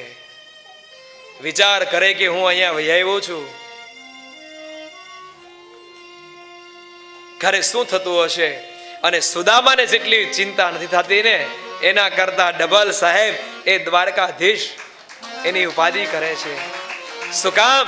તો કે સુશીલા છે ને, પતિવ્રતા નારી છે. એને સંકલ્પ કર્યો છે કે મારો પતિ પાછો ન આવે ને ત્યાં સુધી અન્નનો દાણો મોઢામાં નહીં નાખું. મનમાં વિચાર કરે કે આને જેટલા દિવસ અહીંયા રોકીશ એટલા દિવસ એ સુશીલાને વ્રત થશે. એટલે એક દિવસ સુદામા જવા માટે તૈયાર થયા. કનૈયો એને રોકતો નથી, ના નથી પાડતો. સાહેબ કનૈયો કહે કે જાવું છે ને, કાંઈ વાંધો નહીં મિત્ર, પણ એક કામ કર, આવતીકાલનું સવાર થાય ને તું જતો રહેજે, વાંધો નહીં. બીજા દિવસની સવાર થાય છે, નાઈ ધોઈને પિતાંબર પહેર્યું ને.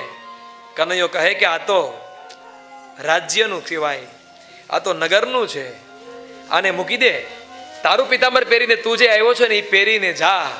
અહીંયા સુદામાને મનમાં થોડો ભાવ બદલાણો છે. વિચાર કરે, ઓહો હો, વિચાર તો કરો, આ દ્વારકાનો નાથ એને ક્યાં તાણ છે, એને એનું પિતાંબર પણ માગી લીધું છે. કાંઈ વાંધો નહીં, મારો મિત્ર છે ને. જવા માટે તૈયાર થયા છે.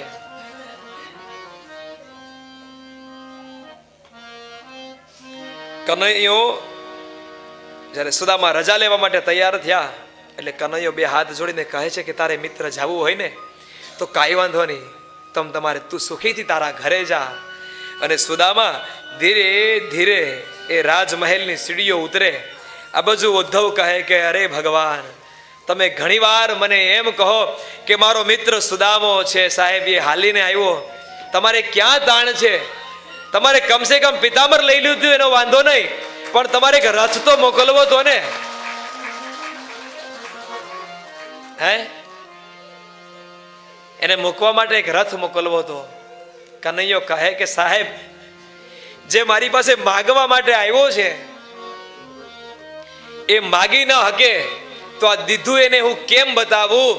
અને મને ખબર છે કે મારી ભૂમિ ઉપર આવો પવિત્ર બ્રાહ્મણ બીજી વાર નહીં આવે. આ મારી ભૂમિ પવિત્ર થાય ને એટલા માટે એને ચાલીને જવા દેવા માટે હું તૈયાર થયો છું. સુદામા ધીરે ધીરે પોતાના નગર તરફ રવાના થયા છે.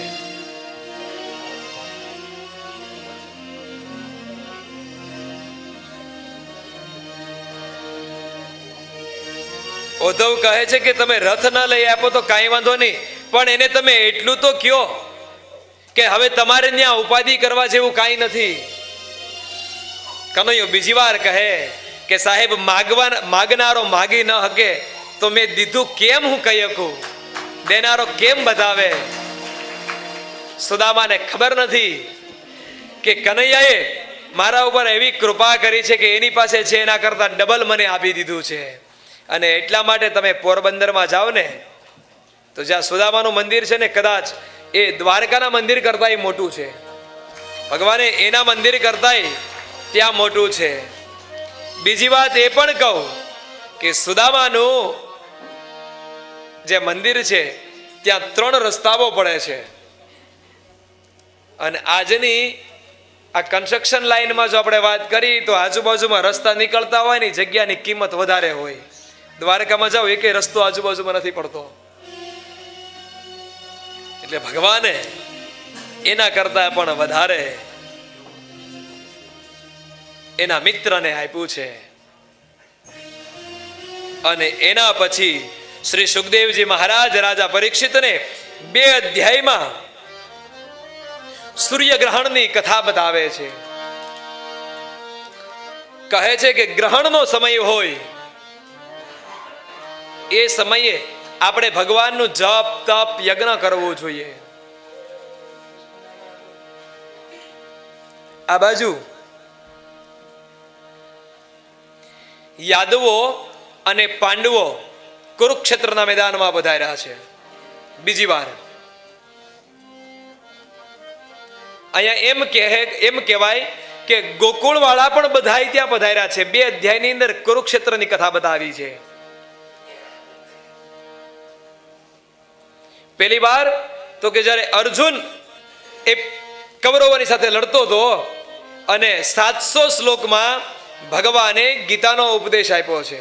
ભગવાન કનૈયાએ 2 જગ્યા પર ઉપદેશ આપ્યા છે, 2 ગીતાઓના ઉપદેશ આપ્યા છે. પહેલા અર્જુનને 700 શ્લોકમાં એ ભાગવત ગીતા બતાવે અને ત્યારે એ જે મોહમાં પીડ્યો હતો એ મોહ દૂર થાય એના માટે. શું કામ? તો કે મોહ વધારે હોય લોકોને, એટલે એ 700 શ્લોકમાં ગીતાને સંભળાવી છે. અને અહીંયા આ બાજુ માં યશોદા, ગોપીઓ, પાંડવો અને યાદવ અંશ, એ યાદવો બધા અહીંયા આવ્યા છે. અને અહીંયા ગોપીઓને ભગવાને 7 શ્લોકની અંદર એક ઉપદેશ આપ્યો છે. શું કામ? તો કે આ પ્રેમમાં મોહિત હતા એટલે 7 શ્લોકની અંદર ભગવાને સમજાવી દીધા. અને ઓલું મારું ને તારું, મારા છે, તારા છે, કાકા છે, દાદા છે, એમાં મોહિત થયો હતો ને એટલે ત્યારે ભગવાને 700 શ્લોકની અંદર ગીતાનો ઉપદેશ આપ્યો છે. અહીંયા 7 શ્લોકની અંદર ઉપદેશ આપ્યો છે. બધા હળી મળીને ભેગા થયા છે અને એ સમયે વસુદેવ અને દેવકી કનૈયાને પ્રાર્થના કરે છે કે ભગવાન તું તો મરેલા દીકરાઓને પાછા આપે છે, કંસે મારા આ 5 પુત્રોને મારી નાખ્યા છે. ત્યારે કનૈયો કહે કે માં, તું ખાલી આદેશ આપ, મરેલાને લઈ આવતો હતો, આ તો તારા છે, મારા છે, કેમ ન આપું? અને એ જગ્યા ઉપર યશોદાને જે કંસે મારેલા પુત્ર હતા એના દર્શન કરાવ્યા છે. અને અહીંયા 10મા સ્કંધને વિરામ આપી અને 11મા સ્કંધની અંદર પ્રવેશ કરીએ છીએ. 11મા સ્કંધની અંદર એ સંક્ષિપ્તની અંદર યદુવંશના જે ક્ષય થયો, યદુવંશ થયો છે, અને જ્યારે ભગવાને એ યદુવંશને જે શ્રાપ આપ્યો છે અને એ કથા બતાવવામાં આવી છે. આ બાજુ એક વખત વિશ્વામિત્ર, અત્રિ, દુર્વાસા, ભૃગુ, અંગીરા, કશ્યપ, વામદેવ, આમ ઘણા બધા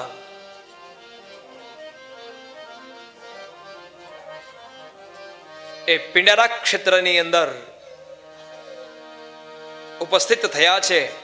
અને આ બાજુ ભગવાનને ખબર છે કે મારો અંત કેવો આવવાનો છે, અને એ ભગવાનનો એ જે પુત્ર છે સાંબ,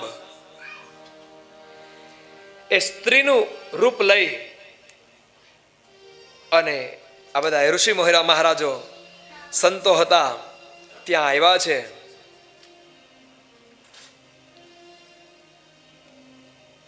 અને ઋષિ મુનિઓને આવી અને કહે છે,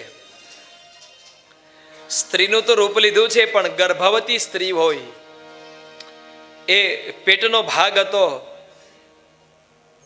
ત્યાં ઘણા બધા વસ્ત્રો અને આવું બધું વીંટીને આવે છે. એની અંદર એક શસ્ત્ર પણ છે. વીંટીને આવી અને કહે છે,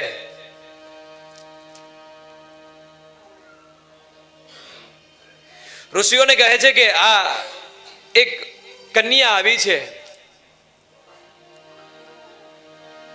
અને તમારા દર્શન કરવા માટે આવી છે. પ્રભુ, આના ઉદરમાં રહેલું છે એ પુત્ર છે કે પુત્રી?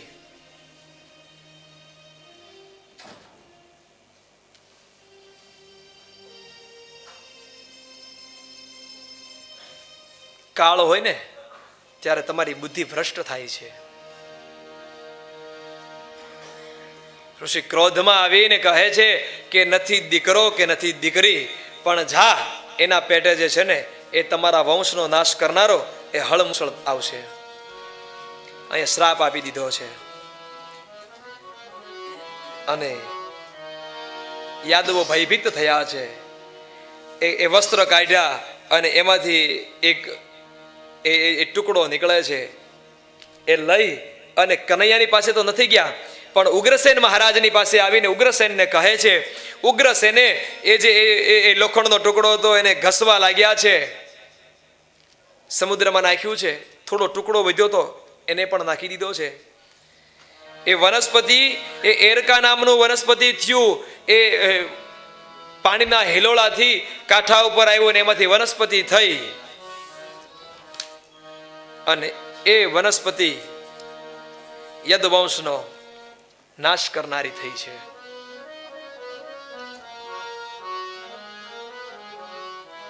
એક જે ટુકડો વધ્યો હતો,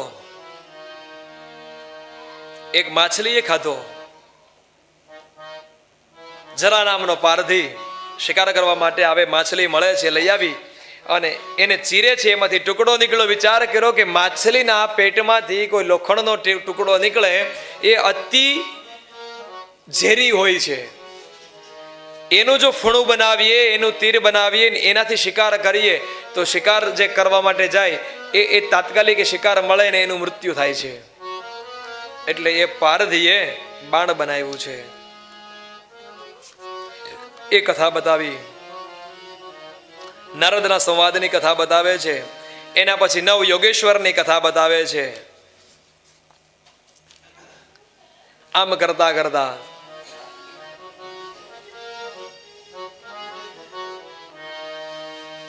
ઉદ્ધવને ઘણો બધો સંદેશ આપવાની તૈયારીઓ કરે છે.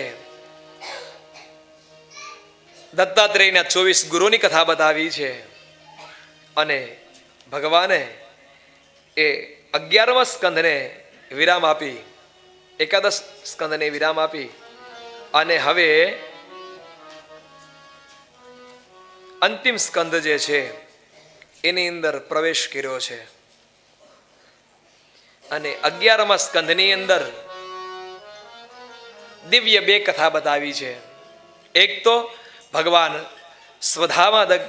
સ્વધાગમન કર્યું એની કથા બતાવી છે અને આ બાજુ જે 7 દિવસથી અન્ન જળનો ત્યાગ કરી અને આનંદ તટ ઉપર બિરાજમાન થઈ અને શ્રી સુખદેવજીના મુખેથી જે ભાગવત ગંગાનો પ્રવાહ જે ચાલી રહ્યો હતો, હવે એ આત્માનો પણ મોક્ષ થવા જઈ રહ્યો છે.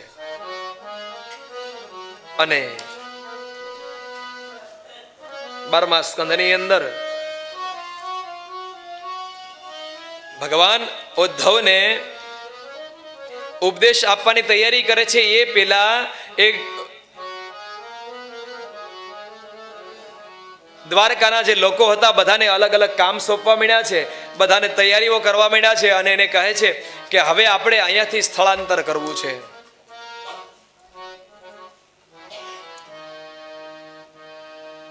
પ્રભાસ તરફ જવું છે, પિતૃ તર્પણ કરવું છે, પૂજા વગેરે કરવી છે.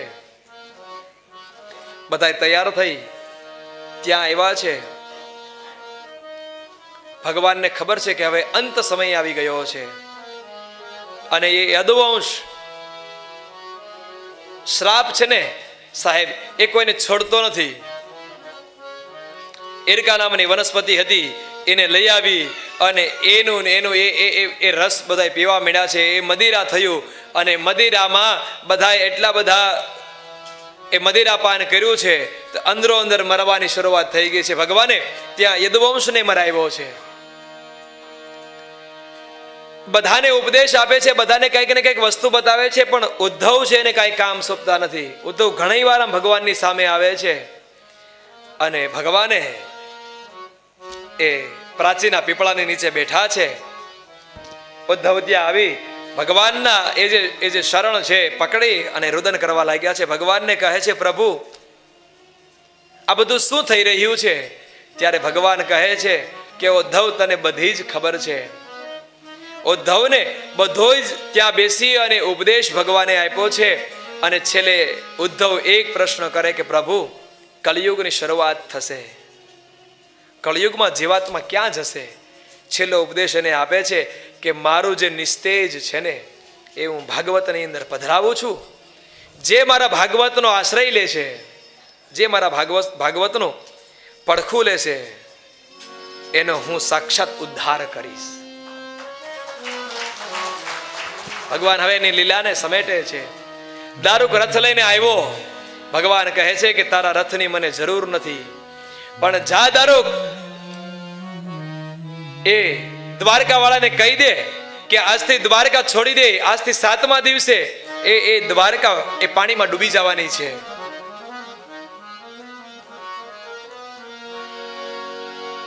આમ કરી ભગવાન 11 વર્ષ 52 દિવસ ગોકુળમાં રહ્યા છે. 14 વર્ષ મથુરામાં લીલા કરી છે અને 100 વર્ષ ભગવાન એ દ્વારકામાં રહ્યા.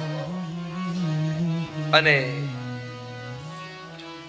એક વાત સાથે સાથે મને યાદ આવે છે કે બાણ વાગે છે એ કોણ છે? જ્યારે ભગવાનનો જન્મ થયો મથુરામાં અને ગોકુળમાં જવા માટે રવાના થયા છે, યમુના 2 કાંઠે ગાંડી ઘેલી થઈ અને એ સમયે યમુનાનો ભાઈ છે યમ, એ નીકળે ને યમુનાને બોલાવે છે, પણ યમુના વાતને સાંભળતી નથી. 3-4 વાર બોલાવી, યમુના એ સાંભળ્યું નહીં. એટલી બધી એ ગાંડી તુર ભગવાનના આવેશમાં થયેલી હતી અને આને મનમાં વિચાર આવ્યો કે હું પાછો ફરું ત્યારે બેનને મળીને જઈશ. રિટર્નમાં આવે છે એટલે યમુના છે ને એકદમ શાંત અને નિરાધાર થઈને બેઠી હોય એવી રીતે બેઠી છે. ભગવાન ત્યાંથી જતા રહ્યા એટલે એ યમુના એના ભાઈ યમને કહે છે કે મને ખબર નથી પડતી, પણ પેલું બાળક અહીંથી ગયું ને, એ જેણે મને એનો જે પગ, એનો જે શરણ હતો એ સ્પર્શ થયો મને, અને ત્યારથી મને કાંઈ ગમતું નથી એવું લાગે છે. અને એણે કીધું કે તને જેને નિરાશ કરી છે ને એનો હું કાળ બનીશ. પારધી તૈયાર થયો છે. પારધીને અવાજ સંભળાનો, શિકાર કરવા માટે આવ્યો હતો અને એક તીર માર્યું છે. અને એ ગયા જન્મનો વાલી છે. જ્યારે ભગવાને એને માર્યો ત્યારે કીધું હતું કે આવતા જન્મમાં તું મને મારજે. અહીંયા એનો પણ ભગવાને બદલો પૂરો કર્યો છે અને પ્રભુએ સ્વધાગમન કર્યું છે. આ બાજુ સુખદેવજી મહારાજ હવે પરીક્ષિતને કહે છે કે બસ હવે તમે પ્રભુનું ભજન કરો, હવે થોડી જ વારમાં તમારો કાળ નજીક છે. અને સુખદેવજી મહારાજ આ સંદેશો આપે ને ત્યારે પરીક્ષિત કહે છે કે પ્રભુ હવે મને મનની અંદર એવો કોઈ મોહ નથી. હવે તો હું પણ વિચાર કરું છું, હું પણ ઝંખના કરું છું કે ક્યારે મારો કાળ આવે. પણ આ બાજુ જન્મ જઈ એણે એની સૈનિકોને આદેશ આપ્યો કે અહીંયા એવો ચોકી પૂરો કરો કે તક્ષક નામનો નાગ કેમ આવે હું જોઈ લઉં છું એને.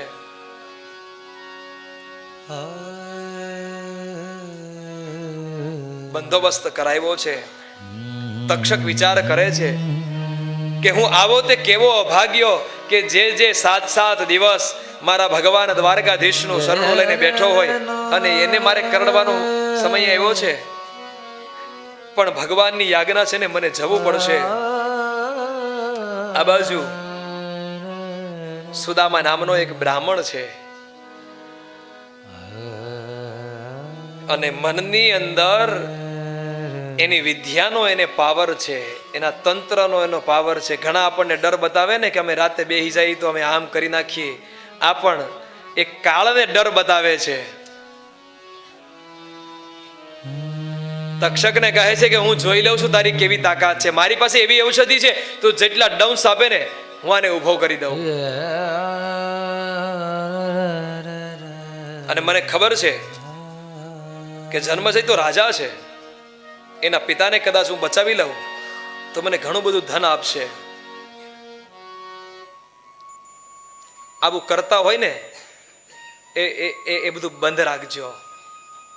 અંતે ગામને નહીં તમારા ઘરે આ પૃથ્વી છે ને ગોળ છે, અંતે ફરીને તમારી પાસે જ આવે. એટલે તક્ષક એને કહે છે કે તારામાં એવી તાકાત હોય તો ચલ શરત થઈ જાય. તો કહે છે કે કાંઈ વાંધો નહીં. એટલે આ બ્રાહ્મણ કહે છે કે આ વનસ્પતિ છે એને તું ડંસ માર અને સૂકવી દે તારામાં ઝેર હોય તો, અને મારામાં એવી તાકાત છે કે સુકાણા પછી એને લીલું કરી દઉં. તક્ષક એ જે વૃક્ષ છે એને ડંસ મારે છે. ક્ષણ માત્રની અંદર એ ઝાડવું બળી જાય છે. આ બ્રાહ્મણે પાણી લઈ અંજલિ છાટી, એ પાછું ઝાડ ફલિત થઈ ગયું. ત્યારે તક્ષકે એને વંદન કર્યા છે કે હું માફી માંગુ છું, પણ ભગવાનનો શ્રાપ છે ને અને શ્રાપમાંથી મુક્ત કરવો પડે એટલા માટે મને તમે જવા દો. અને આ બાજુ પૂજા કરવા માટે એ પુષ્પોની થાળીઓની તૈયારી થઈ છે.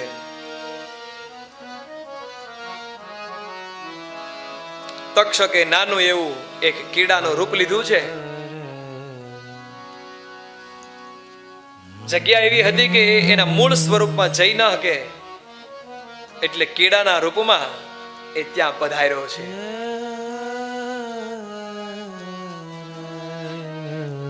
અને અહીંયા તો એને પ્રભુના નામની ભક્તિ, પ્રભુના નામનો રટન ચાલુ હતો. મનમાં વિચાર કરતો હતો કે બસ હવે ક્યારે મારો કાળ આવે, ક્યારે તક્ષક મને ડંસ દે અને આ દેહ છોડી અને પરલોક હું પહોંચું. એ પુષ્પની થાળીઓ તૈયાર થઈ છે, પૂજનો કરે છે અને એમાં નાના એવા કીડાનું રૂપ લઈ અને તક્ષક ધીરે ધીરે એ થાળીમાં ત્યાં પહોંચે છે.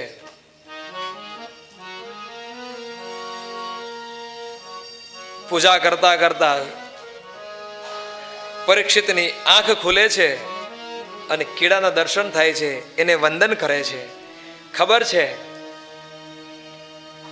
એ મૂળ સ્વરૂપમાં આવી અને દંશ દેવા જાય એના પહેલા તો ભગવાને આ પરીક્ષિતની ઉપર એવી કૃપા કરી કે દંશનું તો નામ હતું એ પહેલા તો આમાંથી આત્મા નીકળી અને પરમાત્માની અંદર ભળી ગયો છે અને અહીંયા પરીક્ષિતનો મોક્ષ થયો છે.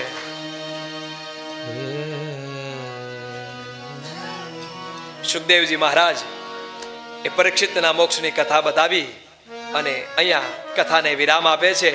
આ બાજુ મૈત્રેય ઋષિ કથાને વિરામ આપે છે અને હરિદ્વારની અંદર સ્વદર્શન ગ્રુપ દ્વારા આયોજિત શ્રીમદ ભાગવતની કથાને આપણે પણ વિરામ આપીએ છીએ. કસ્મૈયેન વિભાસિતો યમતુલો જ્ઞાન પ્રદીપ પુરા તદ્રૂપેણ ચ જ્ઞાનદાય મુનયે કૃષ્ણાય તદ્રૂપિણા યોગીન્દ્રાય તદાત્મનાથ ભગવત રાતાય કારુણ્યત તચ્શુદ્ધમ વિમલમ વિશોકમમૃતમ સત્યમ પરમ ધીમહિ સત્યમ પરમ ધીમહિ નમસ્તસ્મૈ ભગવતે વાસુદેવાય સાક્ષિણે યૈદં કૃપયા તસ્મૈ વ્યાચચક્ષે મુમુક્ષવે ભવે ભવે યથા ભક્તિ પાદયોગસ્તવ જાયતે તથા કુરુષ્વ દેવેશ નાથસ્ત્વં નો યત પ્રભો નામ સંકીર્તનમ યસ્ય સર્વ પાપ પ્રણાશનો સર્વ પાપ પ્રણાશનમ પ્રણામો દુઃખ શમન સ્તન્નમામિ હરિમ પરમ સ્તન્નમામિ હરિમ પરમ. ઇતિ શ્રીમદ્ભાગવતે મહાપુરાણે વૈયાસિક્યામ અષ્ટાદશસાહસ્ર્યામ પારમહંસ્યામ સંહિતાયામ દ્વાદશસ્કંધે ત્રયોદશોऽધ્યાયઃ. શ્રીકૃષ્ણાર્પણમસ્તુ. સત્યમ પરમ ધીમહિથી આપણે કથાનો પ્રારંભ કર્યો અને સત્યમ પરમ ધીમહિ ભાગવત એ જ કહે છે કે એમાંથી જ ઉત્પન્ન થયું છે, એને જ એ જ પાલન કરે છે અને એમાં જ પાછો લય થવાનો છે. અહીંયા આપણે કથાને વિરામ આપીએ છીએ. થોડી વાર ભગવાનનું સંકીર્તન કરીએ. હરે કૃષ્ણ કૃષ્ણ કૃષ્ણ હરે હરે હરે રામ હરે રામ